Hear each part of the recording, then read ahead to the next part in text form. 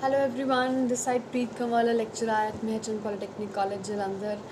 I'm today here for discussing with you about the architecture of PLC. But before that, an important information as usual about the mission Fateh, a campaign run by Captain Amrinder Singh, our Chief Minister of Punjab, who says that we should wash our hands, use sanitizer, wear mask, and maintain the social distancing so that we can come out of this pandemic situation as early as possible. So let's quickly move on to the architecture of PLC. As in the previous lectures, we have discussed about the PLC, that is Programmable Logic Controller. Today we will discuss about its architecture, that whatever we are having in that PLC, in that particular specialized computer, about which we have learnt a lot, that we have heard a lot, that it has been specially designed, specifically designed for use in the industries, right? So here we are having this architecture of PLC, a very simple architecture. As you can see, here is the power supply for the units, for the different units. Then the main central processing unit, which is used for the arithmetic, logical, and operations, different operations that we have to do.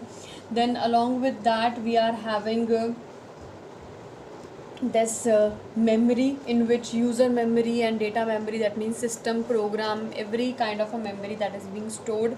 The things that we have to store are in this memory. Then there are input modules, so that we can have some inputs, and we are having output modules to get the output at different devices. Then there is a programmer or monitor, as we have seen it already in the basic building blocks of the PLC. This program or monitor is to program this PLC so that we can get the desired results. Rack and chassis means the output, the chassis, the rack in which the PLC is being installed, is being put in. So let's move on quickly to the main parts. The first one that we will explain is the CPU, that is the central processing unit. As always, as like the PC, the CPU here also is the brain of the PLC. It controls all the functions, all the sequences of operations that are being performed in the central processing unit, in the PLC, and it is responsible for all the arithmetic and logical operations and the data as per the ladder diagram. Whatever we have made according to those instructions, we will be using this kind of operation. Then this PLC, the CPU of the PLC may have less powerful 8 or 16-bit microprocessor like 8085, 8086, and may have the speed of 64-bit Pentium. But sometimes nowadays we are using microcontroller instead of microprocessor in this central processing unit, because in the microcontroller we are having ROM, RAM, everything on the chip. Input output interfaces also, they are all on one chip in the microcontroller.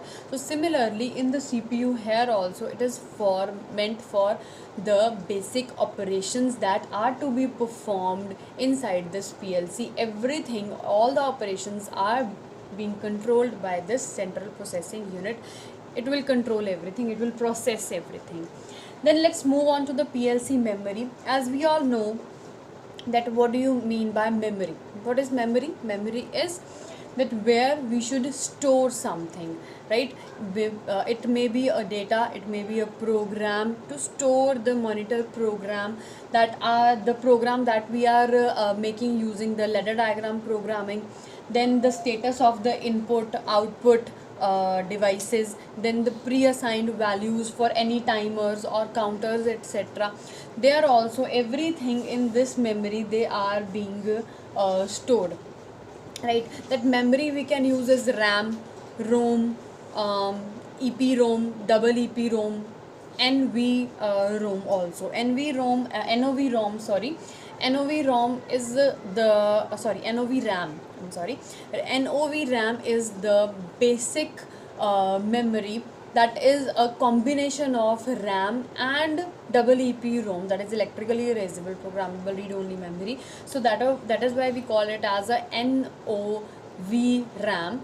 No means no, not. V means volatile. So it is a not non-volatile RAM. As we all know that RAM is a volatile memory, and it just erases itself whenever the power supply is off. If the power supply disconnects, then the whatever the data is in the RAM memory, it loses itself.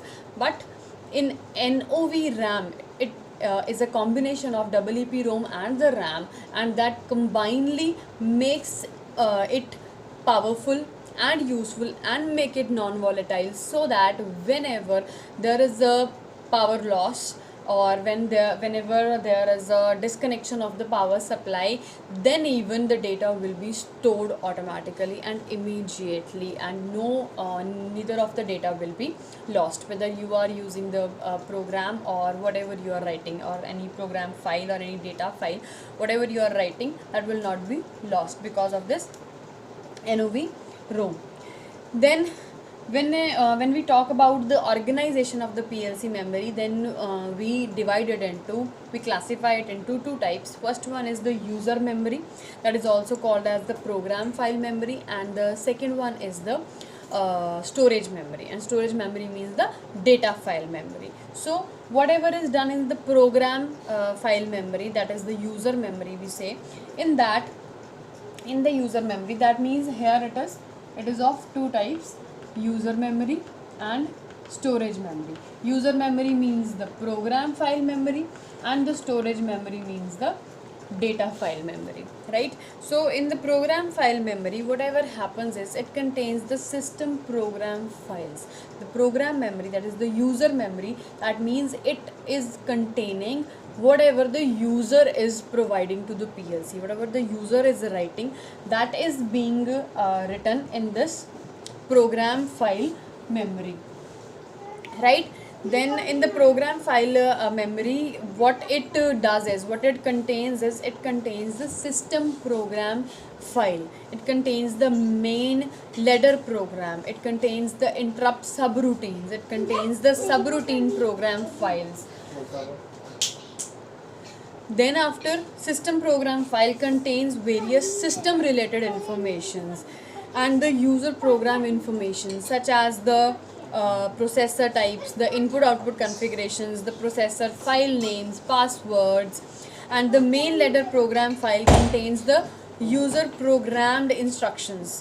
It basically defines how the controller is to operate, how it is to work. It can be a user created subroutine, the ladder program files which are accessible according to the subroutine instructions present in the main ladder program file.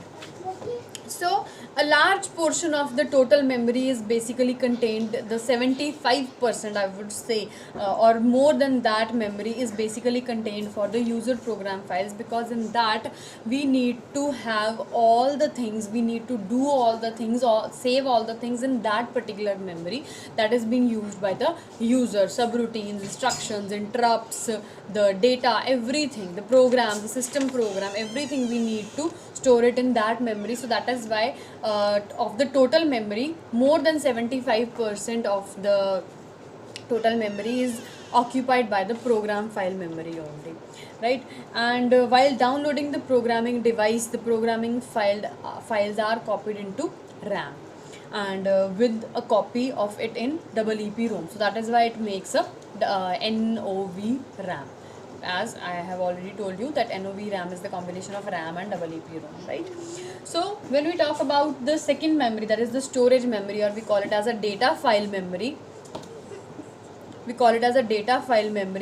this memory area is normally organized as a 16-bit word registers, right? It stores the information needed to carry out the user program, like status of the discrete inputs and outputs of the devices that is being taken as a data, that are being taken in the data file memory, right? Then the numeric values, then the shift registers, the timers, the counters, whatever the values are present in the form of a data, they are basically stored in the data file memory or the storage memory, we call it.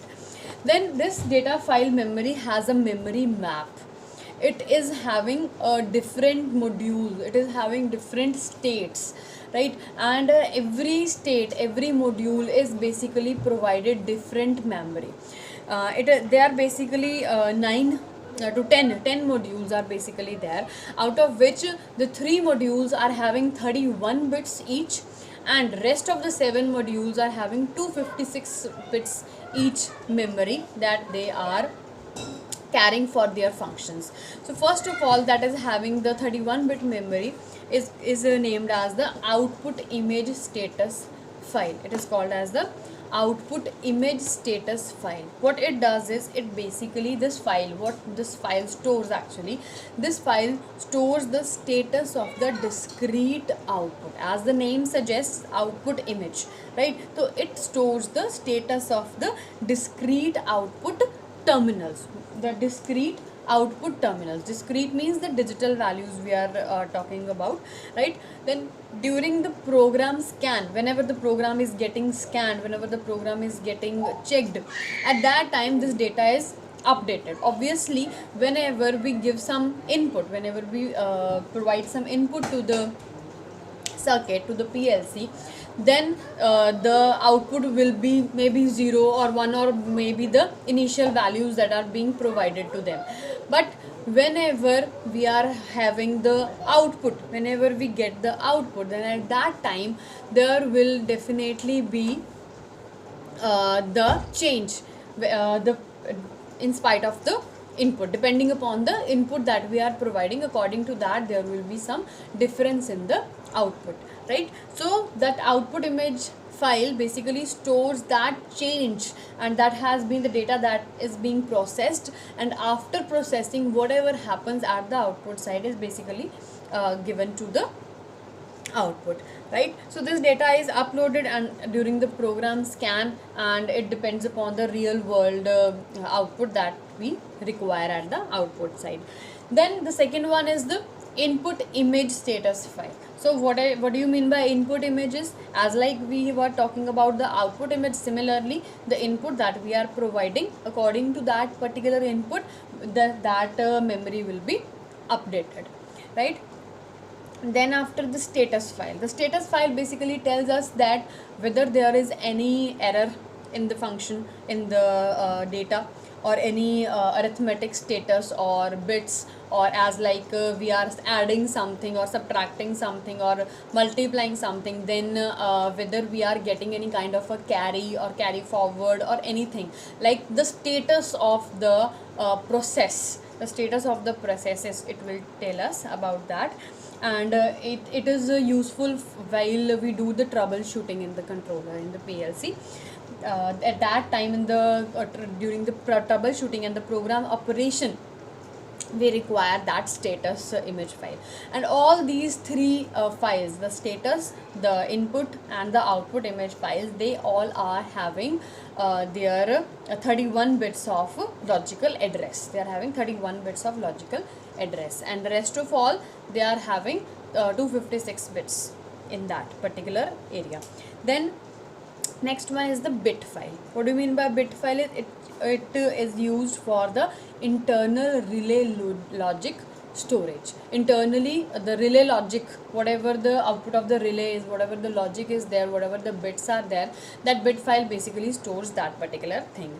Then after the timer file, obviously the name suggests that it is a timer status bit, the present value, the accumulated value of the timer, that will be provided in this timer file. Then in the counter file, the counter status bits, whatever the counter is doing, what is the present value of the counter, what is the future value of the counter, what it should have at the output of this program, that all things are saved in the counter file. Each counter uses 3 words memory. It uses 3 words memory. Word means 16 bits, right?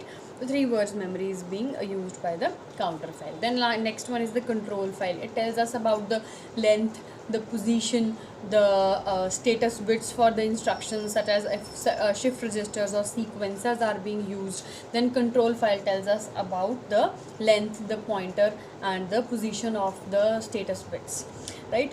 Then after is the integer data file. Whatever the integer data file does is integer. As the name suggests, integer means the numeric values, where whatever the changes are in the numeric values or constants or that kind of information, it is defined in the integer data file. The next one is the floating point file. As like integers, we know they are the integer numbers, the special numerics. When we talk about the floating point numbers, then we all know that floating means the decimal numbers, the floating point numbers, the floating point values. So in that particular part, if those kinds of values they come during the operation, that are being stored in the floating point files. Then last one is the user defined file. The user defined file means the any type of files that a user wants to save into the PLC, like a string, like we use the character string, right, or the ASCII type of data. If the user wants to store the ASCII type of data, that is being stored in the user defined file. So this memory is classified into two types, but in the second type, in the data file memory type, we are having 10 types of modules in which the different files, in which the different data, different information is being stored, right? So this was all about the CPU and the memory. So let's move on to the input modules now. Now what do you mean by input output modules? We will discuss them both in a single take, because both of them are having the same type of modules. The difference is just these are used at the input side for receiving the input, and these are used at the output side for just expressing the output in the real world manner, right, whatever we require in the real world. So if we talk about the input modules in a discrete manner, then what it does is, in a discrete manner, we are getting switches and relay contacts. In the discrete type of input module or the output module, we are having switches and relay contacts at the input side and relays and lamps at the output side, right? So whatever they are capable of handling is 4, 8 or 16 on off type of inputs and outputs. The discrete type of, if we are using the discrete type of input, they are able to handle 4 bits, 8 bits or 16 bits of on off type of input and output per module, right? The inputs and outputs of the modules, they are specified. They can be AC, they can be DC, or they can be AC DC, both of the types, and any of the voltage values could be used inside, right? So if I will talk about, I hope you all have drawn this particular architecture in this PLC, of this architecture of PLC, as I have to remove this so that we could draw the next input and output modules that we are having with us, right? So in the PLC input and output module, in case of discrete inputs of the PLC, discrete inputs and outputs of the PLC, we are having PLC input module layout and PLC output module layout. What we do here is, whenever we are having this input terminal and this is the input common, we are having here input common and input terminal. So here we will provide the AC signal, then there is a converter that will convert that AC signal into DC signal, then there is a DC level converter so that we can convert the level of our DC signal according to our requirement. And then after, there is an opto isolator. What is the function of the opto isolator is, as we all know, that isolator means that provides isolation between input and output, or the two things or the two circuits that we are connecting. If we are connecting isolator in between, then it will provide isolation between the two. That means there should not be any kind of back signal from the output towards the input, so that it could harm the input signal or it could provide any kind of a loss, right? So that is why opto isolator is provided over here, so that there should not be any loss of the signal, and all the signal that are being provided at this position, all the DC signal should be provided towards the CPU, that is the PLC's CPU of the PLC. Then we can see here what I have shown here is the PLC. This is also a PLC input module, but in this I have shown here the opto isolator, basically that if whether we are having one input or two or three or as many inputs, input 1, input 2, so on up to input n, any of the inputs we are having, we are using this opto isolator in between. This opto isolator is basically consisting of an LED and along with that a phototransistor. This LED is sending the signals that we are receiving from the input after convergence, and then this converted input, this signal whatever we are getting here is being converted into light signal, and then it is provided to the phototransistor so that we can get it to the CPU. So similarly the input 1, 2 and so on up to n, and one of the terminals we are getting the inputs, and at the other terminal, this you can see the other terminals of all the circuits are being connected to the input common, as we have shown here the input common. So this side we are getting the input common, and this side we are getting the output input terminal. Whatever the signal we are getting here is the converter, the DC level converter, and then after this is working as an opto isolator before providing it to the CPU. So this was all about the PLC input module in the case of discrete inputs or outputs, right? If we talk about the PLC output module layout, then it will obviously be directly the opposite of that. So here the DC signal from the CPU we are receiving, and there is the output logic that is providing that DC signal to this opto isolator. Again, this is also an opto isolator, we can say, so that no signal could go from the output side towards the input side, and we are using LED and phototransistor pair in the case of opto isolator, as we have already studied.